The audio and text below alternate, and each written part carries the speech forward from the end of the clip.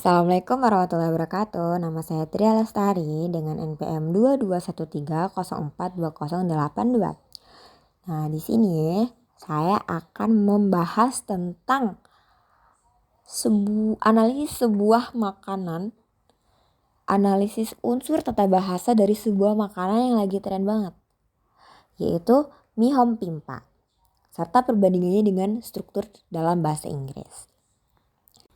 Jadi, apa itu mie hom pimpa? Mie hom pimpa itu adalah salah satu menu mie pedas yang ditawarkan oleh restoran dengan nama mie gacoan. Nah, mie ini tuh memiliki rasa yang gurih dan disajikan dengan taburan ayam serta pangsit renyah isi ayam. Nah, tingkat kepedasan mie ini itu bisa disesuaikan dengan pilihan level nanti. Selanjutnya kita akan membahas apakah mie hom pimpa itu adalah frasa. Jadi menurut Ramlan, seorang ahli tata bahasa Indonesia, frasa adalah satuan gramatikal yang terdiri atas dua kata atau lebih yang tidak melampaui batas fungsi klausa dan tidak memiliki predikat. Nah, dari definisi ini, mie hom pimpa jelas merupakan sebuah frasa. Nah, frasa ini tuh terdiri dari dua kata, mie dan hom pimpa, yang secara kolektif membentuk satu kesatuan makna tanpa memiliki predikat. Selanjutnya adalah aspek sintaksis dan semantik dalam frasa mie hom pimpa. Jadi secara struktural, mie hom pimpa tergolong dalam frasa nominal. Nah, frasa nominal adalah frasa yang intinya berupa nomina atau kata benda. Nah, dalam kasus ini, mie adalah inti atau nukleus frasa.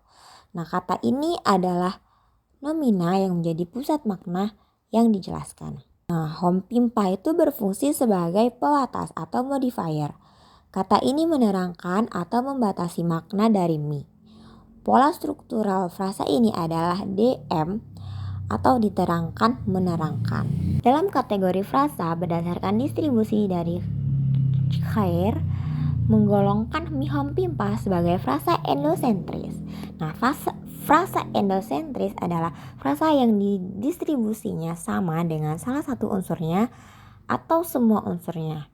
Kita bisa mengatakan saya suka mie atau saya suka mie hom pimpa, dan keduanya tetap gramatikal dan bermakna kalimat, menunjukkan bahwa mie hom pimpa dapat menggantikan mie tanpa mengubah struktur kalimat secara fundamental. Selanjutnya adalah perbandingan dengan kajian gramatikal bahasa Inggris. Ketika kita mencoba menganalisis frasa mie hom pimpa dalam konteks gramatikal bahasa Inggris, kita perlu melihat bagaimana frasa nominal serupa biasanya dibentuk dan dianalisis.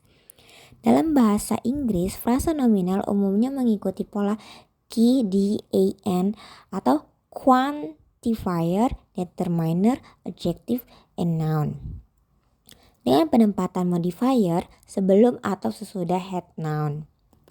Jika kita mencoba menerjemahkan mie hom pimpa secara literal atau konseptual ke dalam bahasa Inggris, kita dapat mendapatkan konstruksi yang terdekat seperti Mr. Noodles atau hom pimpa noodles. Analisis hom pimpa noodles sebagai contoh terdekat dari terjemahan langsung, yaitu noodles adalah head noun atau inti dan hom pimpa berfungsi sebagai adjective atau kata sifat atau noun modifier, yaitu nomina yang memodifikasi nomina lain. Dalam kasus ini, hom pimpa berperan seperti kata sifat yang memberikan atribut pada noodles, mirip dengan bagaimana red memodifikasi car dalam red car.